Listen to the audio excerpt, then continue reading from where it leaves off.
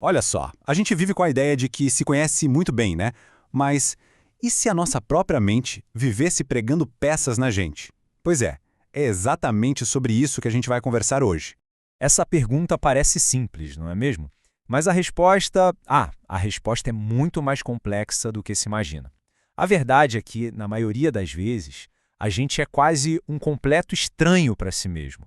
E por muito, muito tempo, a psicologia se baseou numa ideia que, vamos combinar, faz todo sentido. Para saber o que alguém pensa, é só perguntar, certo? Bom, parece ser o caminho mais direto.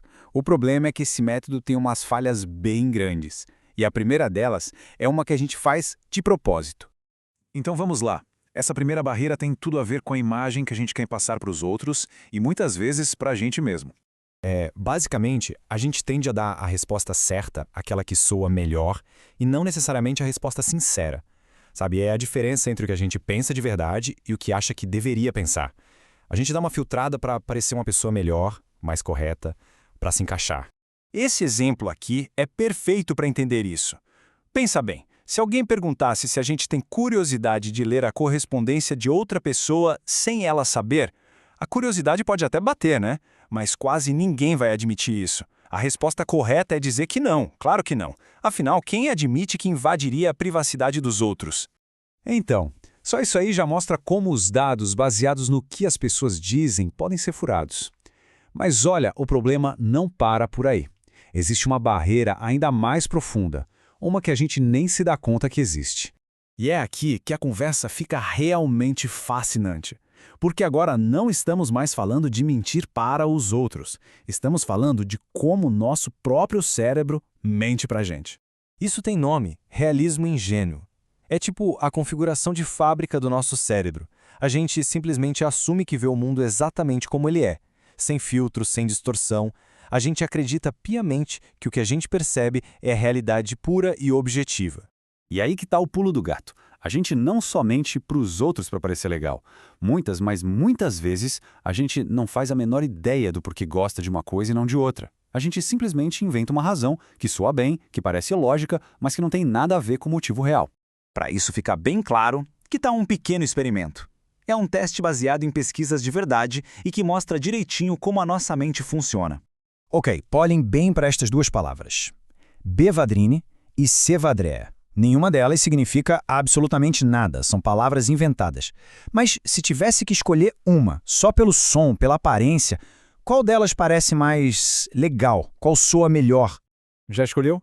Pensa aí rapidinho, a maioria das pessoas tem uma preferência quase que instantânea por uma delas. Se a escolha foi Cervedrea, saiba que essa é a preferência da grande maioria das pessoas nos experimentos. É a resposta mais comum. Agora, a pergunta de $1 milhão é por quê? E aqui vem a parte mais fascinante. Quando os pesquisadores perguntam o porquê da escolha, ninguém fala, não sei. Pelo contrário, as pessoas criam justificativas super elaboradas. Coisas como, soa mais elegante, ou parece ter uma energia mais positiva, a sonoridade flui melhor. São histórias que parecem fazer todo o sentido. Só que nenhuma dessas razões é verdadeira. São todas inventadas. Elas são só uma desculpa que o cérebro cria depois de já ter feito a escolha. A razão de verdade é bem mais simples e não tem nada a ver com elegância. O nome disso é efeito da mera exposição. Funciona assim. Nosso cérebro adora um atalho. E um dos atalhos preferidos dele é: se algo é familiar, é bom, é seguro. A gente tende a gostar mais das coisas só porque já viu ou ouviu algo parecido antes.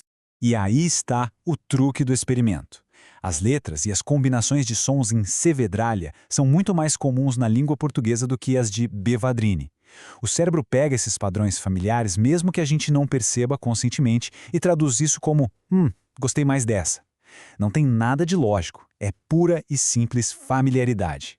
E essa frase resume tudo, né? A gente não admite para si mesmo que não sabe. A nossa mente odeia o vácuo de uma resposta. Então ela rapidinho inventa uma história qualquer para preencher esse espaço. E aí a gente fica com essa ilusão de que sabe o que está fazendo, de que tem controle. Tá, então, se não dá para confiar 100% no que as pessoas dizem sobre elas mesmas, como é que a psicologia avança? Bom, a solução para isso está mudando completamente o jogo.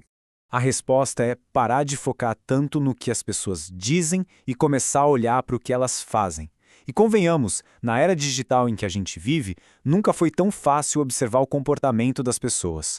Pensa só, cada post no Twitter ou no Facebook, cada mensagem, cada like, cada busca que a gente faz, tudo isso gera dados. A gente fornece, o tempo todo e de forma espontânea, um mapa gigantesco dos nossos comportamentos e gostos reais, sem aquele filtro do "o que vão pensar de mim". E com essa montanha de dados, os pesquisadores conseguem encontrar padrões que antes eram impossíveis de ver. Eles observam como milhões de pessoas agem na vida real, no dia a dia, e isso revela verdades sobre a mente humana que a gente nem sonhava que existiam.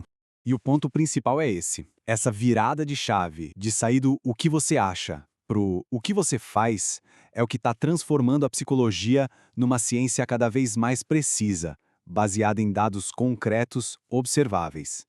E para fechar, fica aqui uma reflexão. Se os nossos celulares, os algoritmos, com base em tudo que a gente faz, conseguem prever nossos gostos e decisões melhor do que a gente mesmo, quem é que realmente se conhece melhor? É uma ideia, no mínimo, intrigante, para não dizer um pouco assustadora, não acha?